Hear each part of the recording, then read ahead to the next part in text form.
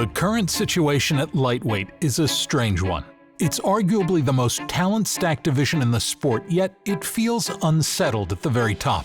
Timing has scrambled everything. Some contenders are left waiting, others are fighting each other out of necessity, and the undefeated champion's absence has only widened the gap. Ilia Topuria, sadly, is taking a little bit of time away from the sport. I won't be fighting for the first quarter of next year. I'm going through a difficult moment in my personal life. Due to unforeseen circumstances, or I guess predicted by some. Who says you can't meet your wife in Miami? Why are you saying that? Everyone says that, like you just can't. The division's natural order has stalled, but things happen and the show goes on. With the ESPN deal in the rear view and Paramount now up to the plate, the first numbered card of 2026 needed to carry some weight, and the UFC opted to restore some direction at 155 pounds as Justin Gaethje is set to take on Paddy Pimblett with the interim title on the line at UFC 324. It may not be what every fan wanted, but it fits the moment. On paper, it's an interesting pairing. In reality, it's a perfect reflection of where the division and the sport currently sits.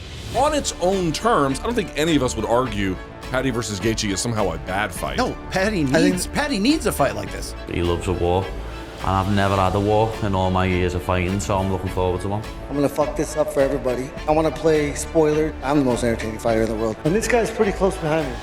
Two violent, entertaining fighters at completely different stages of their careers, colliding here with the same goal in mind. Let's take an inside look into this banger main event at UFC 324.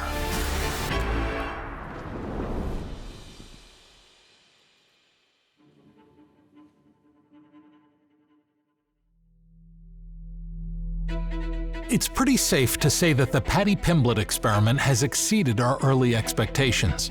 Watching this Liverpool-born fan favorite getting hurt in his earlier fights with low-level lightweights made many people think he would never break into title contention. And yet, with some sharp matchmaking and some clear improvements on Paddy's own end, he's climbed into the lightweight top 5.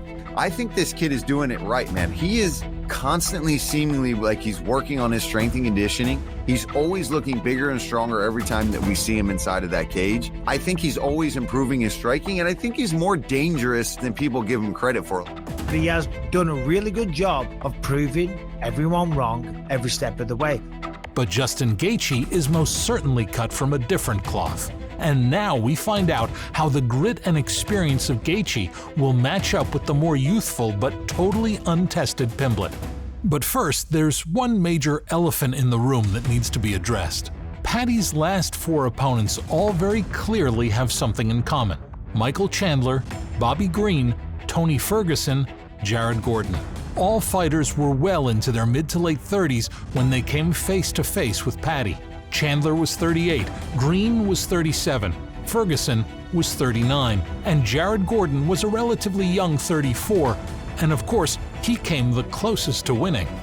But despite not facing any real prime elite threats so far, Pimblett has definitely shown improvements. Physically, he's filling out.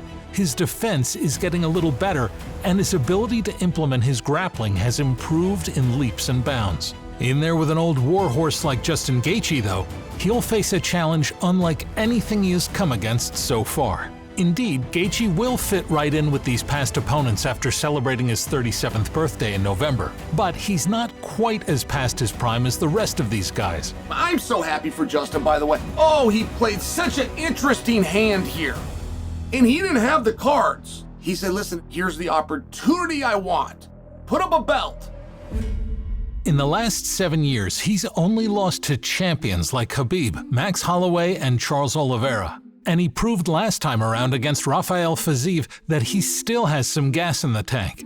If Paddy makes any mistake on the feet, Gaethje is the type of fighter who can buy him a one-way ticket to the Shadow Realm. There's no one more consistent or more exciting when you step in the octagon, and so I'm not scared to get in there and mix it up. I think it's very important to move forward on Paddy. I think it's very important not to give him space or ground, and I think I'm going to work hard to take that from him.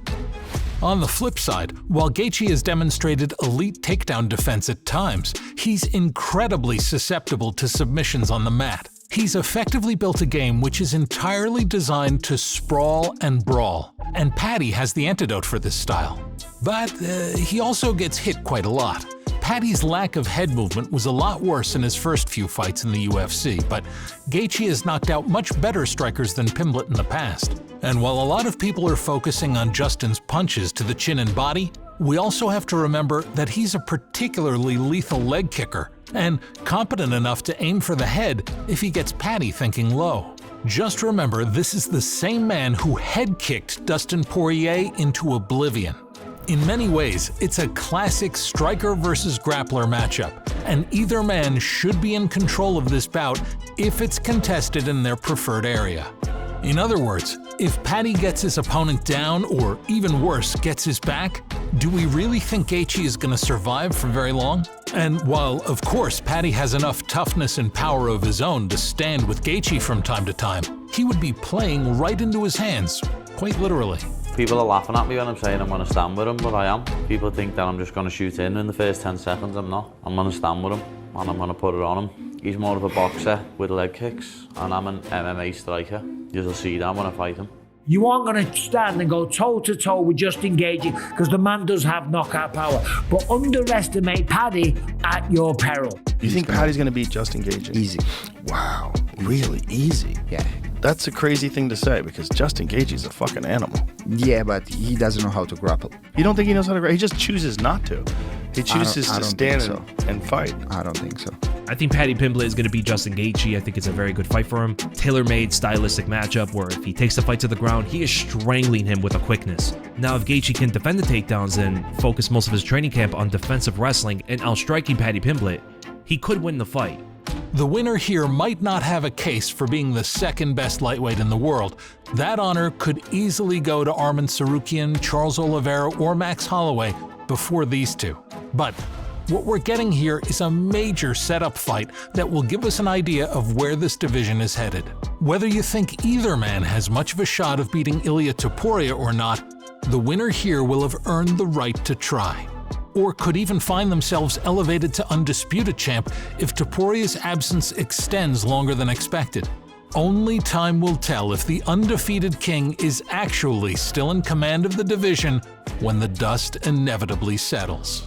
This is the real belt. People call it a fake belt all they want, but until Ilia comes back into the octagon, this is the belt. Me and him are fighting for the lightweight championship. I want to play spoiler just like I did in Khabib and Tony. I'm going to fuck this up for everybody. And there's going to be no Paddy and Ilia.